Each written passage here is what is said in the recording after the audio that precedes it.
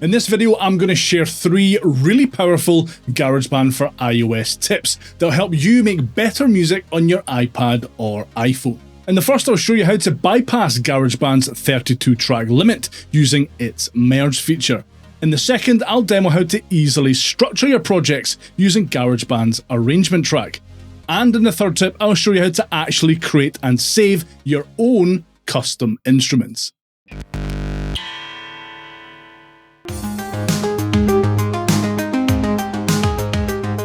Alright, here is a project on my iPad that has reached the maximum number of tracks. You can see that I'm unable to add any more tracks to it. By tapping on the track header of this track, I can select Merge from the menu that pops up. I can then select the tracks that I would like to merge together by tapping on the circles that have appeared in the track headers. Then I just need to tap Merge to start the merging process off.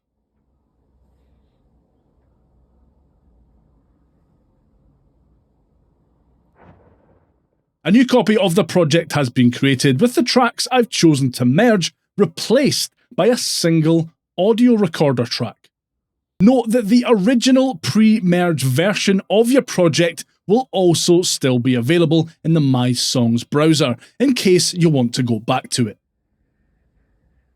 What's actually happening here is that GarageBand is allowing you to export or bounce a selection of tracks in place, essentially consolidating multiple tracks into one audio track.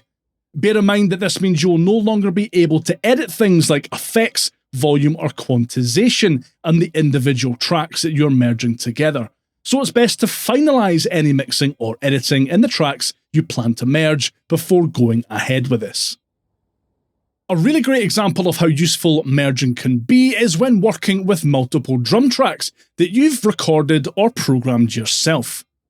In this project, I have separate kick, snare, hi-hat and cymbal tracks.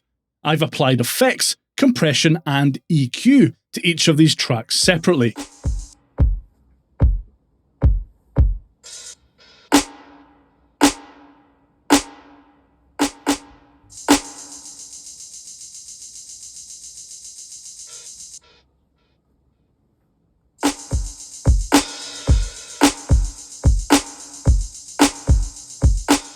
They are essentially all done and ready to go. By merging these drum tracks together into one, I'm able to use more tracks in the project while also reducing how hard my device has to work to render all of those effects and tracks in real time.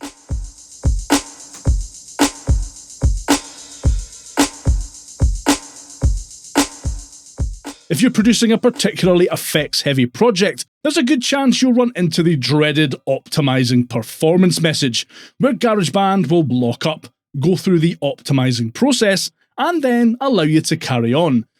Potentially, or maybe just for about another 2 minutes, until it needs to optimize again. It can be quite annoying. You can take some of the strain off of your device's processor by merging some of your effects-heavy tracks together. Again, remember that you won't be able to edit these tracks or the effects you've applied to them afterwards, so make sure you are definitely 100% happy with them first.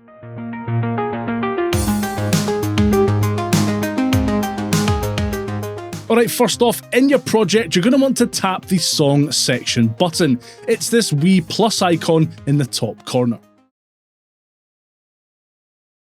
When you tap the Song Section button, the Tracks view will change to show all existing sections in your song, and the ruler shows the letter of each section at the beginning of that section. To have your project match the length of your recordings, simply tap Section A and then tap the automatic toggle switch here. Your project will be one big section that will last as long as you choose to record into it.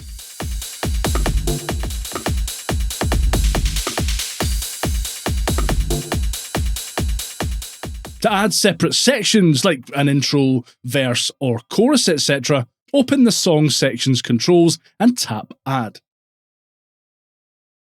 The new empty section will be added after the last section, Tap anywhere in the tracks view to close the song section controls, or you can keep adding new sections if you wish.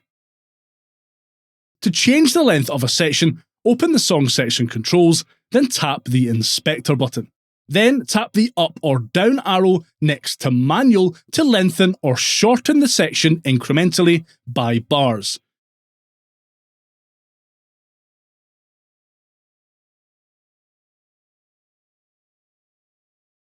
You can swipe vertically to change it in larger increments if you want.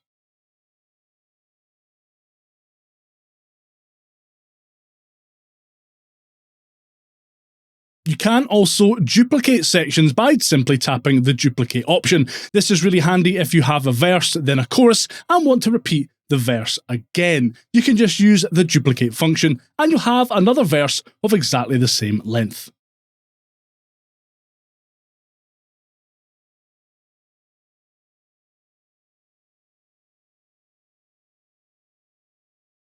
You can play different sections by swiping left or right in the tracks view until you get to your desired section, or you can open the song section controls, then choose manually the section you want to play.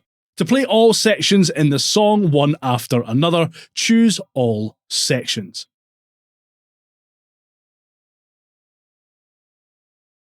Finally, if you want to change the order of your sections, open the song section controls, then tap edit. Drag a section up or down in the list by the handle on its right edge, and when you're finished, tap Done. As it stands at the moment, Section A will play into Section B, and then on into Section C.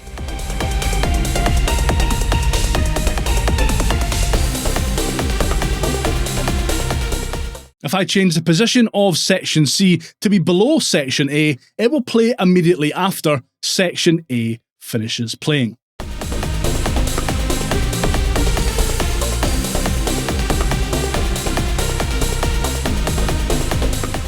And you can carry on like this for as many different sections in your song. It's a really great way to build and structure your project.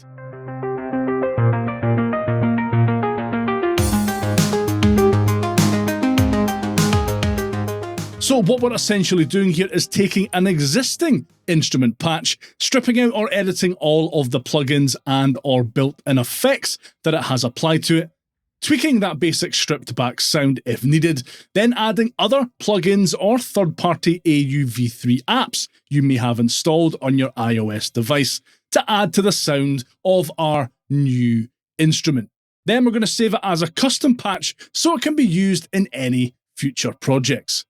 Alright then, I'll start off with the strings. There are 4 different strings presets available in GarageBand, but all they really do is add some extra reverb to individual instruments, so I'll just leave the default option selected. By opening the track options, I can access and turn off the global reverb and global echo controls. I can also access the 4 available plugin slots for this track via the Plugins and EQ menu. The compressor and visual EQ cannot be deleted, though I don't need to turn them on unless they're needed. First off, I want to add a third-party AUV3 app that I have installed on my iPad to really change how the basic instrument sounds. I'm going to load up Bleece Shimmer here. It's one of my absolute favourite apps ever, and it's really great for adding a unique twist to pretty much anything you add it to.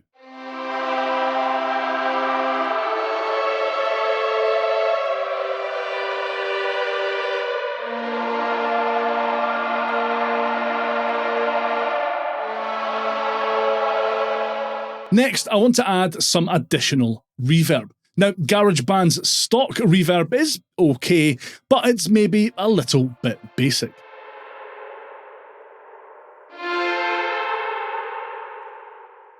A great free alternative is AudioKit's Rack Reverb. It's completely free and mimics the reverb algorithm used by Valhalla DSP, creators of the incredible Valhalla Supermassive.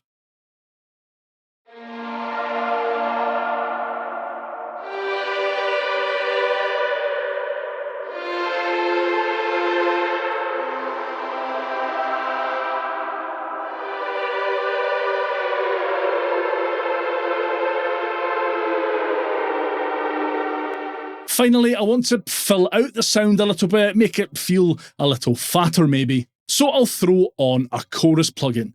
Again, GarageBand has a good stock chorus plugin, but I want something with a little bit more character. So I'll add on Baby Audio's magic switch.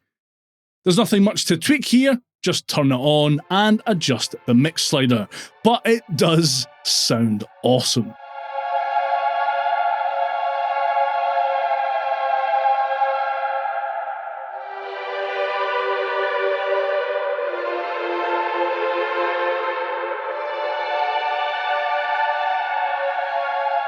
Now that I have my new weird violin instrument sound created, I need to save it.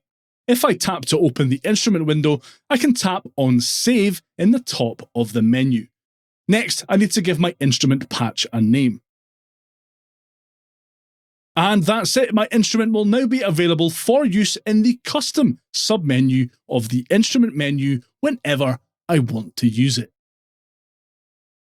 You can also use this exact same method to create audio track templates. For example, I have this great sounding guitar track in this project.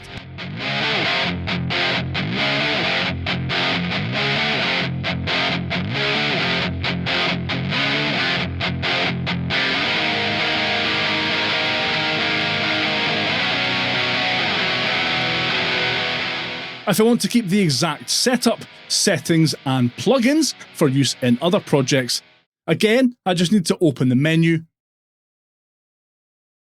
hit save, name the patch, and it'll be available in the custom submenu in the audio recorder patch menu whenever I need it.